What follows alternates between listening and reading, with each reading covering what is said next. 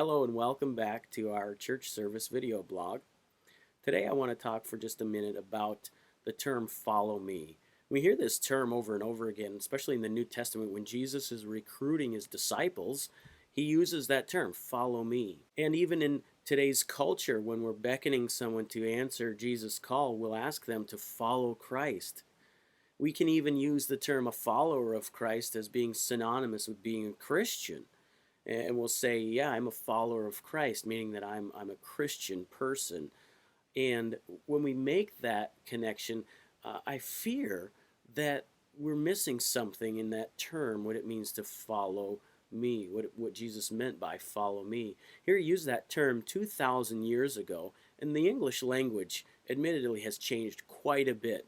And so I want to look for just a moment if we're losing something in translation, so to speak, when we look at that term, follow me, in relation to what it means to follow Jesus. I'll just give you a few examples to help you get the idea of what I'm getting at. I have a blog, and I would like it if you guys subscribe to it. So I might ask you in conversation, are you following my blog? And when I ask you that question, I'm wanting you to sign up to read the things that I have to say. Now, if we use that term often enough and we think, what does it mean to follow someone else? We maybe follow their blog or follow them on social media, Facebook or something like that. And so in that light, all we need to do to follow Jesus is read the things that he has to say. We might even consider ourselves subscribers if we sign up for a daily Bible verse to show up in our news feed, or if we get text notifications saying, you read this passage today, and therefore we're daily reading everything that Jesus has to say, and we can call ourselves a follower of Jesus, right? Because we're following the things that he has, we're reading the things that he has to say on a daily basis. Now, what if we look at another idea of what it means to follow someone, or when we use the term follow me? In conversation, I might want to make sure you're understanding the things that I'm saying or the words that I'm using. So I'll ask, are you following me? Meaning, do you understand? Do you get it? And so I use the term again, are you following me? And someone might respond, yeah, I follow you. I get it. I understand. And if we look at that light and compare that to what it means to follow Jesus, we might even be thinking, as long as we understand the things that he has to say, as long as we understand what the Bible is saying, as long as we understand the meaning of a certain scripture, well, then we're following Jesus. But even that maybe doesn't take it to the full extent of what Jesus is getting at. Picture for a minute someone standing up in the front of a room, and a bunch of little children are acting out the same exact things that leader is doing. And they even call that game Follow the Leader. And the leader might say, okay, everybody raise their right hand. And they raise their right hand. Everybody raise their left hand. They raise their left hand. And they're following the leader. They're imitating the things that the leader does. They're acting the way that he acts. But even at that, I wonder if we're coming up a little short of what Jesus was getting at. Now, don't get me wrong. We should be imitating Jesus, absolutely. We need to understand the things that he says to us, absolutely. And we also need to be reading the things that he has written for us. We should be. There's nothing wrong with any of those things. But really what I'm trying to get at is it's so much more all-encompassing. We do need to act the way he acts. And in order to act the way he acts, we need to know what his Bible says. We need to know what it says about Jesus and the things that he did do. So we need to be reading it. And in order to actually act them out, we need to be understanding that word also. In Romans chapter 10 and verse 14, it says, the people who don't hear the message of God can't believe in it. How can they believe if they haven't heard, the verse says. So they have to hear it.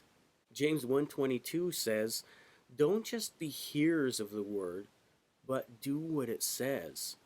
Otherwise, you're just fooling yourself. Man, how many times have we read the Bible and then fooled ourselves into thinking, yep, I'm doing that. I'm living that life. I'm following Jesus. Man, we can fool ourselves so easily if we just read the words and think, yep, I'm doing that. I'm living that. I'm doing pretty good. In Mark chapter 4, Jesus tells a parable of the sower. And now, so many times we can read that parable of the sower and think, yeah, that was pretty good stuff. That's amazing at how impactful the message of God can be in so many different people's lives.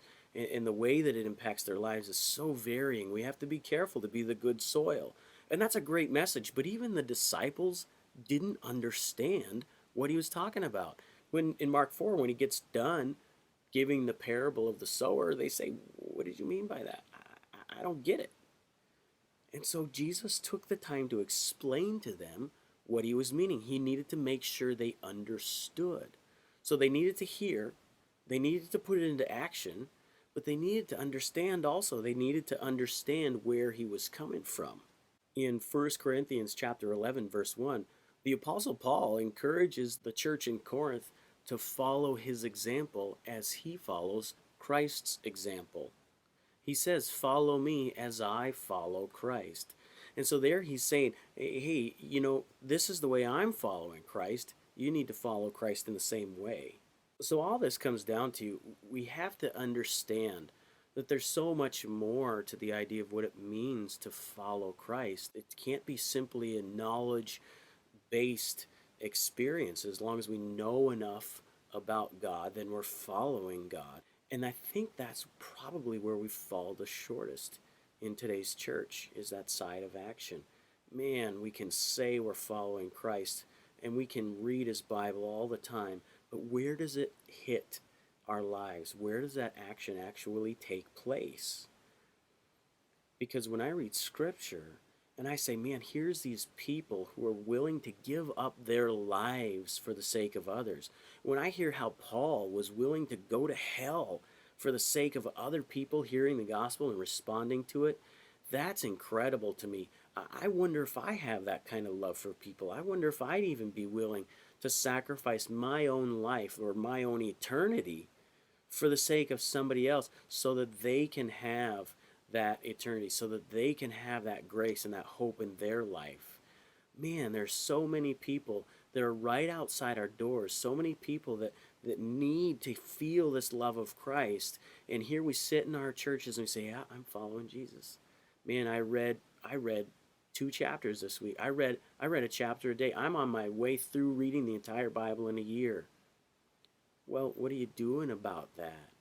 Because James says if you're reading it and you're not doing anything, you're fooling yourself. What actions are taking place in your life to show that you are following Jesus? The Pharisees, the teachers of the law, all the people who were religious leaders in the day when Jesus was around, Jesus warned his followers about them. He says, don't follow the way that they follow. Listen to them because they got good things to say, but don't do what they do, because they don't even practice what they preach. They'll tell people how to do something, and they'll explain something to somebody because they have good knowledge, they have good understanding, they read that, they know the scriptures well, but don't act like they act. And so there's got to be a balance in our life, and it's not even really a balance as much as it is an application. Here's the things that God has said to us. We hear them, we understand them, and we need to put them into practice. We need to actually be following Jesus, because that's the actions of the leader. When we're following Jesus, we're saying he's our leader. He's the leader of our life. Are we following him? Are we doing the things that he's asked us to do? And we can see that this takes a combination of things. It takes a combination of hearing and understanding and putting it into practice. Well, thank you very much. I would like to have you visit my blog and follow it. I'm a content writer for Leah Amore Publishing. I'll have the link here on the screen. You can click on that. I'll put a link in the comment section below also, so you can follow that. They also have some other great articles in our blog section about publishing, about writing, about the Christian life. If you're looking for encouragement or anything like that, they have some great content with some great writers. I'd encourage you to check that out. Again, leahamorepublishing.com. Thank you again very much, and I hope you have a great week.